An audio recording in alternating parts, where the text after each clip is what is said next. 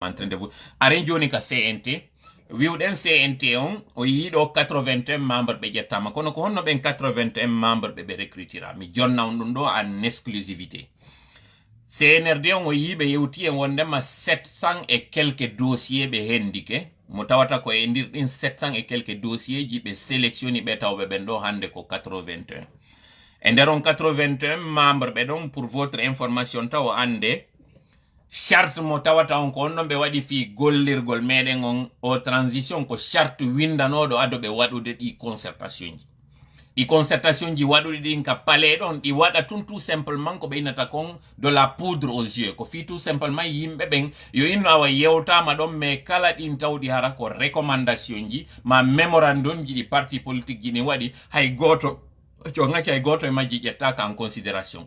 kamɓe koko ɓe winduno kon ko ɗum ɗon par exemple ɓe ƴettunoɓe jonni population o c'était tout simplement pour amuser la galerie ko fi jama on gogo taw yo holluɓe taw allégeance par rapport e ko tawata kon ɓe ari ka laamu et en même temps kadi fi yoɓe holloy média internationaux ji ɗin e opinion publique et international on wondema consultation ji waɗu ha gasi koye ɗin consultation ji ɓe ƴetti ɓe windi o charte ɗo mi landike on jama je vous demande en toute simplicité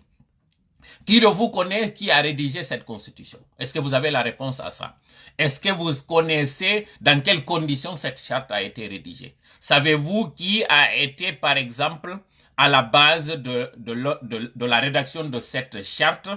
dont le contenu est très flou? Par exemple, une charte qui n'a pas défini une durée de transition, mais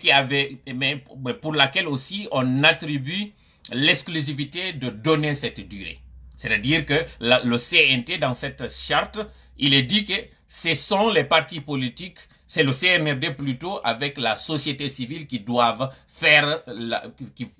définir la durée de cette transition. Mais patatras, finalement, on avait voulu nous vendre l'illusion selon laquelle c'est plutôt le CNT qui doit définir cette durée de transition, ce qui n'est pas du tout vrai. Ensuite aussi, le flou autour aussi de qui doit organiser les élections dans le pays. Vous avez vu l'acrobatie qu'ils ont faite jusqu'à ce que finalement ils ont dit que c'est le ministère de l'administration et du territoire et des affaires politiques qui doit finalement organiser les élections. Tout ça, ce n'est pas fait par hasard, ce n'est pas du tout un fait de hasard. Donc, il y a au charte mo windana den do windugol mo ngol taw o winda taw ado taw déjà e coup d'état waɗede famo non o coup d'état mo yuɗo waɗi ɗo mi jonna ɗum ɗo en toute exclusivité o waɗu ko accéléraɗo no waɗira non kañum kadi yewɓe waɗo e coup d'état on ɓe andinaka ko coup d'état ɓe onno yaade waɗugol CNRD on taw no ɓe waɗiri non taw o coup d'état ɗo kañum force spéciale on se yi woɓɓe maɓɓe waɗama ka kaso mi yiltito komi yewtuno ko ndeñande avec plus de détails na ko ɓe innano ko ɓe yawɓe renversa régime ko ɓe yawno ko revendique gongol ko konko tawata haray groupement go kañum kadi de force spéciale go kañum kadi Alpha Condé arno waɗude e konko tawata menace no wodu no wondema ɓe nangayno kañum colonel Lay Mamadi donc sukaɓe makko tawɓe ɓen hiɓe devuwanimo tawɓe ɓen haysi ɓe warete kono ko ɓe pré dartanagol mo ɓe immina yoɓe yawnon joni ɓe dartanoyomo na yawgol no ƴettoya laamu ngo en réalité coup d'état no duwano wadde lagine kono nayi o période ɗon no gon coup d'état duwano wadde ko coup d'état tawowo ɗum hara so waɗino non on ɗon ɗum harayno ko vrai coup d'état na konko tawata ɗon hande ɗo ko waɗa ɗum tun fi juste pour amuser la galerie yafo ɗon haray koko moni e ɗum annade ɗo mais c'est important ye waw famude moƴƴa ko honno caangol ngol walori donc continue yewtere nde wiwɗen o coup d'état waɗɗo ɗo waɗugol mo ngol taw imminoɓe yawgol waɗoyamo ngol ɓe andano no wondema ɓe yayno no woni renversugol régime ɓay ɓe ari ɓe hewtoy ton kañum kadi ɓe finalement ɓe yetama wondema vous êtes devant les faits. Si on waɗali konko wonɗo wiide ɗon ko nangueteɓe wari wata yaltude ton donc ɓe woni hande kadi obligé pour sauver leur tête nangugol ngol kañum Alpha Condé ɓe exécuta konko ɓe wiya ɗon c'est important yon faamu on parti ɗon par ce que si tawi hay yewɓe waɗoy coup d'état on kamɓe tigi ɓe janfama ton kanneltil noon joni population o arten non joni e charte o charte ɗo personnalité politique wonnoɓe extérieur wonnoɓe intérieur fou hawtiti e windugol o charte ɗo woɓɓe foda nder to wondema awasi ku on non joni hande kadi réussi soyi ɓe wallidiro e maɓɓe. Donc kamɓe kadi ɓe jonna rôle d'avant-garde tawgol ngol haray sur la scène internationale kamɓe kadi ɓe waɗay démarche ji ton. Mi jonnata inde maɓɓe ɗo fewndo ɗo ni taw mais moment on aroye no wawirton en aɗa andi piji ɗin fof ko doyɗi ardirta. Se jetti information ji ɗin fof en piitiɗi yeeso moɗon ɗo ɗi ɗuuɗay tellement o wata andude ko hombo e muɗum wonata priorité. Aren non joni e charte on e kañum kadi o CNT ɗo. CNT ɗo wiwɗen 700 et quelques dossiers déposama yeeso maɓɓe, mais c'est fait exprès yo taw ɗiɗo fof déposé te yeeso maɓɓe ɗo. Mais en réalité duwanoɓe constitue de jonnaɓe majorité on, donc 40 et quelques personnes on nder ton, parce que wi ko 81 membres. Fiyo goɗɗum wawo feƴƴude il faut que ɓe hendo au moins majorité on nder ton, c'est-à-dire au moins les 41 personnes fiyo on décision wonaɗo e ƴettede ɗon o wawa entrinede o feƴƴa. Kono noon ɓe alonsori ɗo so ndaari liste waɗa ɗon ɗon mi ƴettana on exemple yimɓe tato ƴetta ɓe tawata haray no duwano tawde nder ton ɓe tawata tawaka nder ton. Se ndaari par exemple Amérique du Nord en andi ko États-Unis et Canada hawtodiri wiya Amérique du Nord. Amérique du Nord candidate jo suɓanoɗon fi Canada par exemple ko debbo wiyeteɓe maître Aminata Bari, tawɓe ɓen en koɓe juriste ɓe ay si tawinaɓe constitutionnaliste ɓe. Deuxièmement kañum kadi koɓe sonnaɓe. Troisièmement kañum kadi ko anduɓe moƴƴa ɓe waɗi lutte o moƴƴa par ce que ɓe tawano hay e ka FNDC ka lutte fi dartanagol ɗo troisième mandat.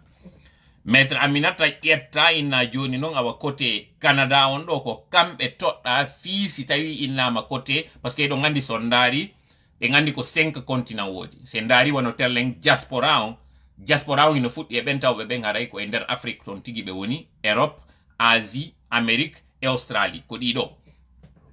Joni noon e nder on diaspora ɗon Amérique du Nord on ino wawno heɓude ɗiɗo, no wawno heɓude goto. ɓay noon haray ɓe inni ka kala koyo heɓo au moins 30% de représentativité pour les femmes. Maître Aminata choisi sa ɗon go'o ko tawata ɓe mari expertise e konko fokkitana ɗon ɓay ko fi saria wona e waɗede ɗimmel mum kañum kadi ko sonnaɓe. Mais maître Aminata ƴettaka few. Deuxième candidat mo États-Unis marno on kañum kadi ko on gorko tawɗo fewno ɗo ni mo lagine ton ha e parce que mo sikkuno kanko kadi o ƴettete. Donc ni l'un ni l'autre hay goto e maɓɓe ƴettaka. Ça c'est le premier exemple. Deuxième exemple on kañum kadi côté jeunesse on iɗen mari suka mo tawta e wanno promotion muɗum ɗo inneteɗo Djiba Milimono. Non seulement sukaɓe ɓen ka axe suɓinomo fiyo yawo représentoɓe parce que ko hoɗunoɗo kaporo rayon ɗo o yi kadi golle Djiba Milimono ɗen e o émission inneteɗo Grande Gueule o média inneteɗo Adafo Média. Donc dévouement makko on e wakkilare makko nden e probité makko on hina ha démontré, mais finalement o yi oɗo kañum kadi ƴettaka, sans parler représentant jeunesse on kañum kadi intérieur wano kankam ma labe ɓen ɗon kañum kadi iwnoɗo leluma on ƴettanoka, iwnoɗo labe on ƴettanoka, mo kankan on kañum kadi ƴettanoka. Pourquoi ɓeɗo ƴettaka ko parce que haɗi ɓe définissino no ɓe définissirno noon charte maɓɓe on kadi ko homɓe ɓe ƴettata pour les 45, hande kadi haray 36 heddiɗo on ɗon, wiyen tun joni 45 parce que déjà kamɓe ƴe 46 parce que dans sa courma o définissanoma déjà wonugol président CNT on ko geranowo ko kanko wonayno président CNT on fiyon ɗum ko kanko woni ko windi charte on, ko kanko kañum kadi jooɗi windi constitution on. Kala ɓen tawɓe hino andi nani fi ko honno recrutement ɓe ministre ɓe wonano waɗede chef de cabinet ɓe ainsi de suite, no andi dossier ji maɓɓe ɗin si ɓe heɓi coup d'appel mo ɓe yewtide mum ko dansa wonnoɓe noddude, ko yimɓe ɗiɗo wonno waɗude entrevue ji ɗin, ko Ammara Camara ma ɗum dansa kurma ko ɓeɗo wonno hari noddude jama on waɗana ɓe entrevue on ka téléphone ma joɗoɗo e maɓɓe yewta e maɓɓe. Wonnoɓe ƴettaɓe noon ka CNT ɗo ko question ji tati ɓe wonano e landede.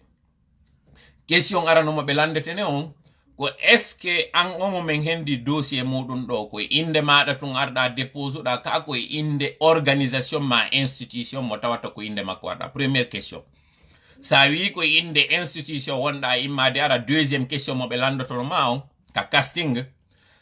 est ce que on institution maɗa ɗon par rapport e intérêt national on si ɗin ɗon ɗiɗi ɗi woni en conflit d' intérêt ko hombo e majji suɓotoɗa en toute logique ko wiyata ko intérêt national on, même si réponse on en réalité na ɗum ɗon duwannoɗa wolde parce que à la différence assemblée nationale e piiji luttuɗin,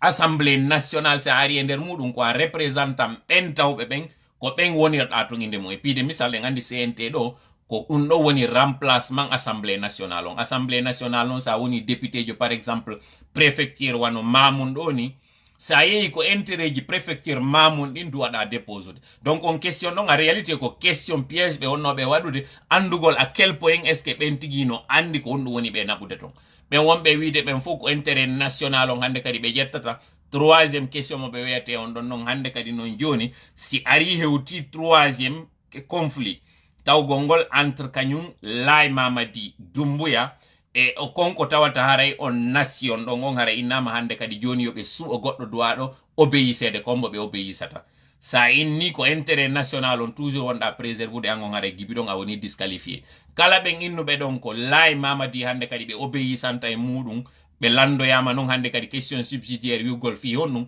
konko tawata kon haray justement e hoore voilà déjà mi yeggitay noon parti ɗon ɓe andi ndemake wondema ya une pléthore de dossier ɗi ɓe hendi joni noon ɓe wadde sélection mo tawata ko seulement quelques personnes on a ƴettede donc déjà a yiyetama ɗum ɗon ka hakkille ma ka salama wondema hihi hiɗa fokkitande entrevue mo tawata on chance ji maɗa ɗi ya retene ɗi ɗuuɗa si a andi noon hande kadi joni ko par générosité wonoɗa yettirede il va sans dire que si a aroy hewtoyi on question mo landeteɗa ɗon si innama ya obéir so structure maɗa on ma on représentation mo tawata hara yiɗa ndarude intérêt national on e kañum colonel Laye Mamadi ko mbo respectata ɗum volonté muɗum on ɓen innuɓe ɓen fof ko kanko colonel Laye Mamadi ɓen ɗon on hara ils ont 70% de chance fi yoɓe wawa retene famé donc circonstance ji dans lesquelles o entrevue ɗo waɗi min naali o entrevue ɗo ko ɗo woni ko fo hara heɓi mais au moins 3 personnes rekalaɓe e goto ƴettaɗo nder ton yeetike mi wondema ko ni entrevue on feƴƴiri évidemment na fof ɓe landori ni les mêmes questions parce que ɓe anduno kañum kadi hari ko ma ɓe suɓa ton yimɓe no mi wiri on noon à peu près 30 personnes tawoɓe ko ɓen ɗo wonata écran de fumée comme ils ont toujours fait inneteɓe ɓen si kaari no nder ton c'est qu'il y a de sérieux entre autres so ndaari wano maître Traoré no andano si tawi wano ɓen ɗo ƴettano ka côté haray juriste ɓen kañum kadi haray no renano ko flagrament haray golle moƴƴe waɗali nder ton par ce que eɗen andi maître Traoré déjà ko ɓe présentinu wonugol ministre de la justice contre ma onno à notre fort étonnement e yi ɓen ɗon ɓe ƴettaka par ce que justement na sérieux ɓe falano waɗude mais c'est pas du tout grave maître Traoré ɓen ɗon hiɗen andi incontestablement e ɓe ƴettaɓe ɓen côté presse on kañum kadi ko ɓen ɓe tawata presse on suɓike fi honɗum no anda ɓeɗo tun si waɗaka no ɓe falira nun haala kanka yaltay donc haray ɓe heeɓi probléme